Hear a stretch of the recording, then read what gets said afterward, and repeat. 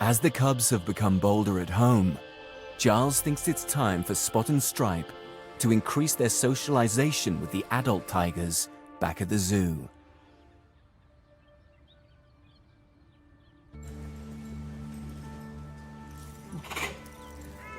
At the main tiger compound, Giles and his team are full-time carers for 10 adult tigers, and Spot and Stripe have been gradually exposed to them. Ah, good boy. Good boy. Good boy. Seeing the adult tigers through the glass is one thing, but their next big milestone is to socialize and meet one of the adults in the open air. There's going to be lots and lots of interesting smells in here with all the other tigers. You know, like the big guys come through here on a regular basis, and it's much, much more of a sensory stimulation for them in here in terms of the smell than just being around the front of the glass. Like the big tigers never go around that side, so. Get used to walking around here, boys. In just over a month, the cubs will be too big to live at home. And they need to be accepted by the adults for them to live here full time. He's a little bit nervous, as you would expect. You can see he's smelling all the smells around. There's lots of smells of big predators, other tigers around, so you're going to be a little bit cautious naturally. In the wild, an unrelated tiger could easily injure the cubs. How is she? She's waiting. There you go.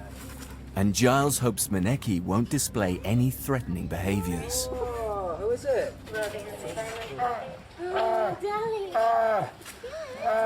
So this is Maneki. Well, this is the very, very first time that Maneki's seen any cubs whatsoever. Tigers communicate using a range of vocalizations. And the most common non-threatening sound they make is called a chuff.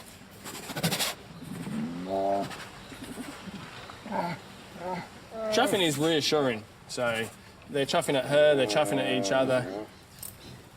So it's a reassuring type of noise, but it's also a way of greeting, so that she speaks your language, not like Ruby. Tigers are one of the few cats in the world to communicate in this way. These guys are very inquisitive, so their facial expression with their ears is exactly that. Now he's being a bit submissive for the fact that he's putting his ears slightly back, he's getting down low. So that's just being a little bit unsure, if you like. Whereas Maneki, you can see how relaxed she is. She's sat there, she's fairly happy. So Stripe is getting a little bit close. He's being cautious in the way in which he approaches. Good boy. You're brave. Yeah. Look at his face. He's very, very cautious. Like, he wants to go up a bit closer, but he's also a little nervous. But that's to be expected. Like, look at the size of her in comparison to him. So, and she's reacting a little. She doesn't want to be surprised.